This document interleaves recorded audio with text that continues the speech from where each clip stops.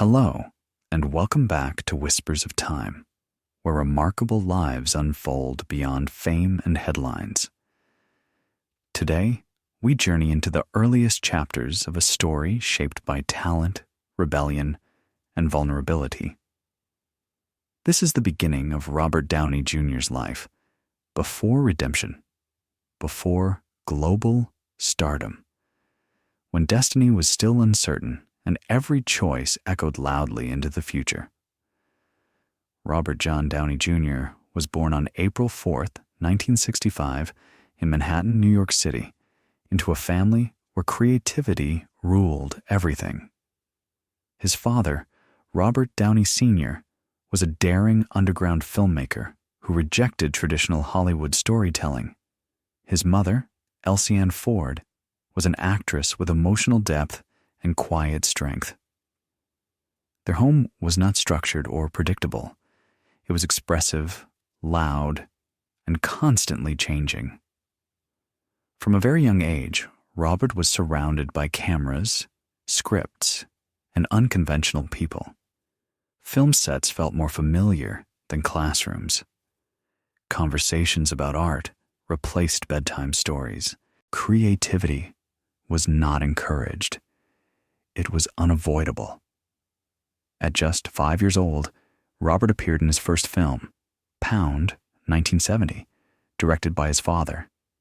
He felt natural in front of the camera, instinctively understanding timing and expression. Acting didn't feel like work. It felt like belonging. Yet behind this early success was a deeply unstable childhood. Downey Sr. believed in extreme freedom and few boundaries, in a decision that would later define much of Robert's struggle. He was introduced to drugs at a shockingly young age. What was meant to be openness instead planted the seeds of addiction. By the time Robert reached his teenage years, substance use felt normal rather than dangerous. As his parents' marriage fell apart, emotional instability grew. After their divorce, Robert stayed with his father in New York while his mother moved to Los Angeles. The separation left him feeling torn and unanchored. Acting slowly became his emotional shelter, a place where he could express confusion and pain without speaking about it. At 14, Robert dropped out of high school and committed fully to acting. He enrolled at the Stage Door Manor Performing Arts Center, where his intelligence, sharp humor, and emotional range quickly stood out. Teachers recognized his potential, but also sensed the volatility beneath the surface. The early 1980s were a period of struggle and determination. Downey worked relentlessly, taking small roles in film and television. In 1985, he joined Saturday Night Live, becoming one of the youngest cast members in the show's history. Expectations were high, but the season failed creatively. After 1 year, he was fired. The rejection hit hard, but it didn't stop him. Downey shifted his focus to film, where his unique presence thrived. Roles in Weird Science, 1985, and Back to School, 1986, showcased his sarcasm and charisma. He quickly became known as a sharp, rebellious young actor who could steal scenes effortlessly. In 1987, he starred in Less Than Zero, playing Julian Wells, a wealthy youth destroyed by drug addiction. The performance was disturbingly authentic. What few realized was that Downey himself was living a similar reality. During filming, he was deeply addicted, blurring the line between acting and real life. The praise increased, but so did the danger. By the late 1980s and early 1990s, Downey was considered one of Hollywood's brightest rising stars.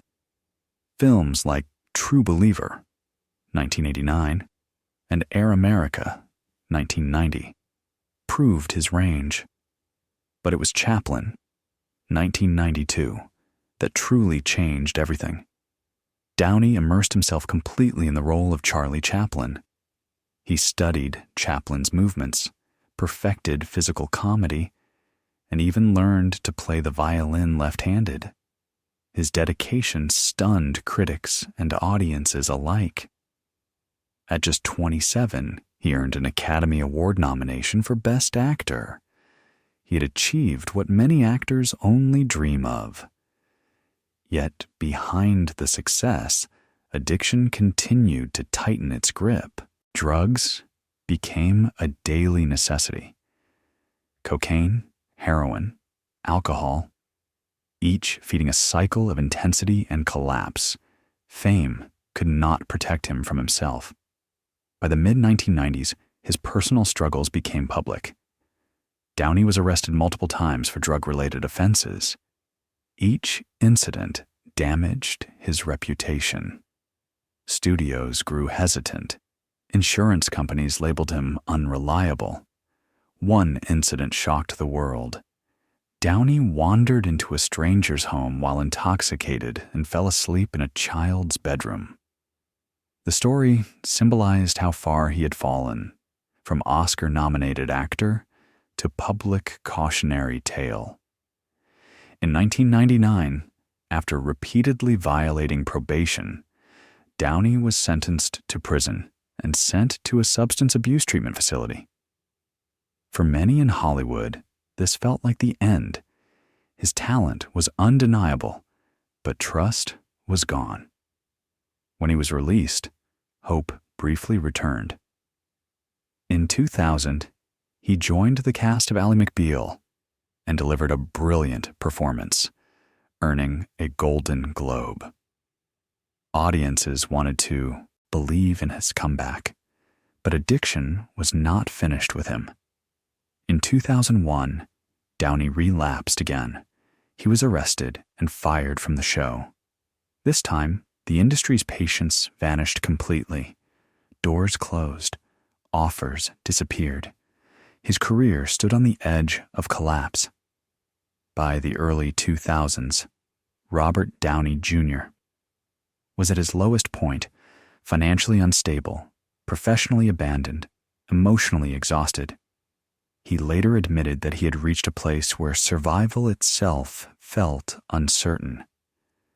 Talent alone could no longer save him. Something deeper had to change, and that change was about to redefine not only his life, but the future of cinema itself. By the early 2000s, Robert Downey Jr. had reached a point where even hope felt fragile. Hollywood had turned its back on him. Studios no longer returned his calls. Insurance companies refused to cover him. To the industry, he was no longer a gifted actor. He was a liability. Years of broken promises and public relapses had erased trust completely. For Downey himself, the situation was even darker. He later admitted that he had lost the ability to imagine a future. Addiction had stripped him of structure, confidence, and purpose. Fame was gone. Money was disappearing. The admiration he once lived for had been replaced by silence. For the first time in his life, he was forced to face the possibility that acting, the one thing that defined him, might be over forever. What made this period different from the past was exhaustion. Downey was tired of running, tired of disappointing people, tired of surviving instead of living. This exhaustion became the foundation for real change. Slowly, painfully, he began committing to sobriety, not as a temporary fix, but as a necessity for survival. Recovery was not dramatic or glamorous. It was routine, therapy, discipline, accountability. Downey embraced structure for the first time in his life, replacing chaos with order. He practiced martial arts, especially Wing Chun, which gave him mental focus and physical balance. He rebuilt his daily habits piece by piece, understanding that small consistency mattered more than grand promises. During this fragile rebuilding phase, one person became essential to his transformation: producer Joel Silver. Silver believed Downey still had something rare, an intelligence and presence that couldn't be replaced. Against industry advice, he cast Downey in Gattaca, 2003, but only under strict conditions. Downey had to post bond and follow rigid rules. For Downey, this wasn't an insult. It was a lifeline. Someone was willing to take a risk, but only if he proved he could be trusted. He did. Though Gattaca wasn't a massive success, it marked Downey's quiet return to film. More importantly, it proved he could show up, stay sober, and finish a project. That alone was revolutionary. Around this time, another crucial figure entered his life: Susan Levin. Susan, a producer at Silver Pictures, met Downey while working on Gattaca.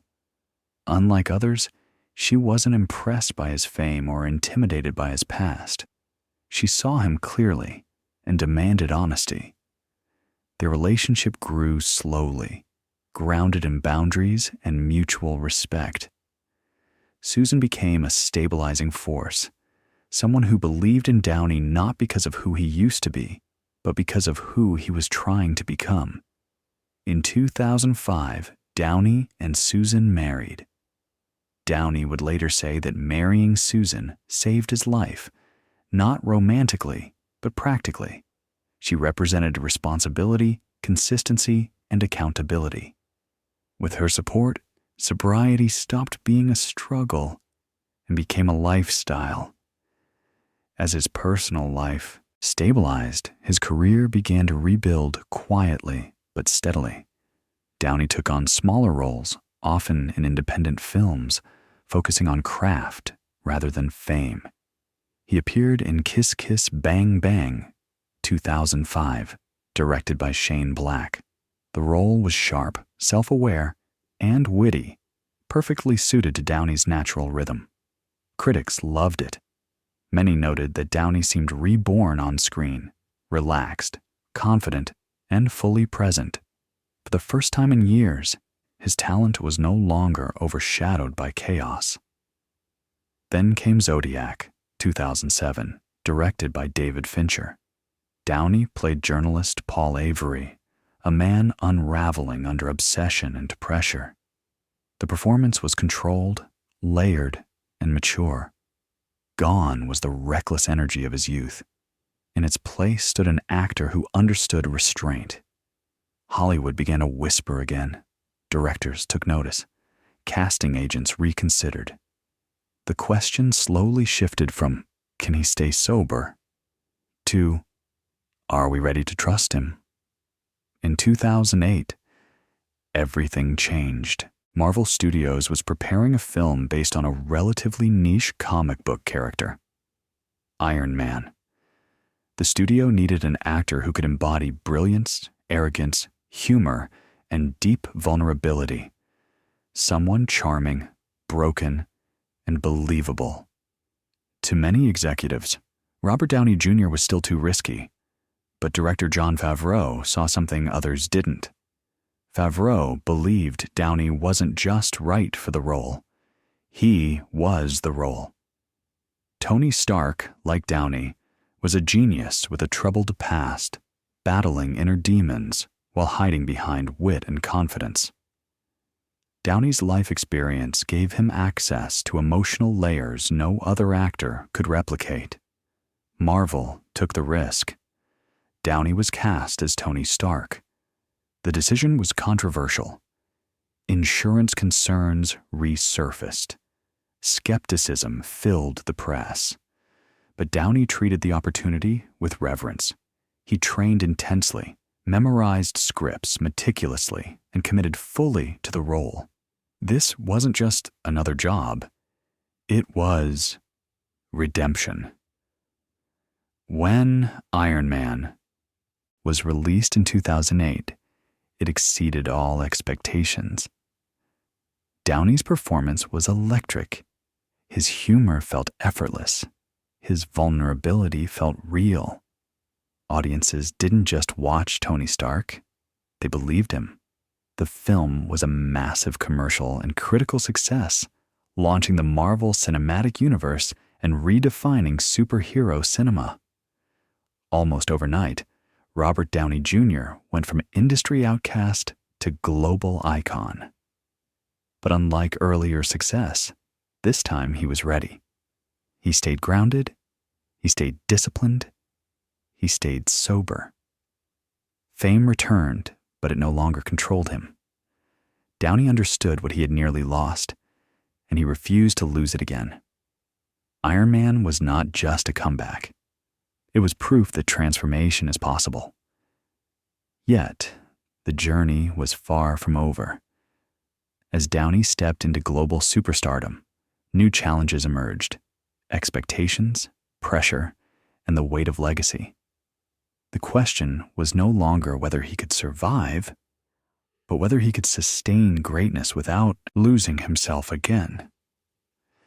That answer would be written in the final chapter.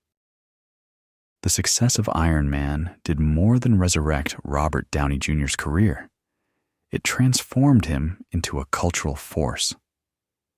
Overnight, he became the face of a new cinematic universe. But more importantly, he became living proof that reinvention was possible.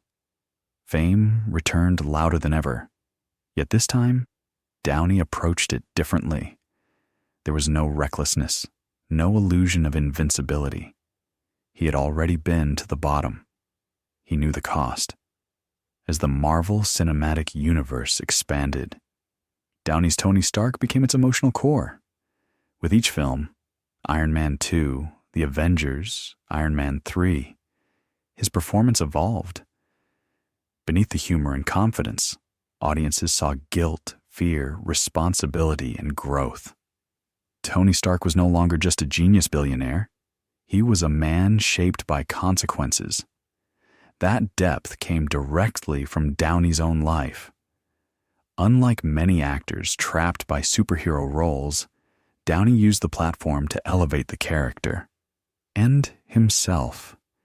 He negotiated contracts, not just for money, but for creative respect.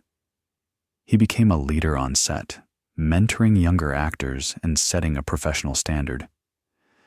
The man once considered uninsurable was now the anchor holding billion-dollar films together, yet Marvel did not consume his identity. Between blockbusters, Downey carefully chose roles that challenged him. In Sherlock Holmes, 2009, and its sequel, he reimagined the iconic detective with eccentric intelligence and restless energy. The performance reminded audiences that his range extended far beyond superhero armor. He was not returning to relevance. He was redefining it. Throughout this period, Downey remained fiercely protective of his sobriety.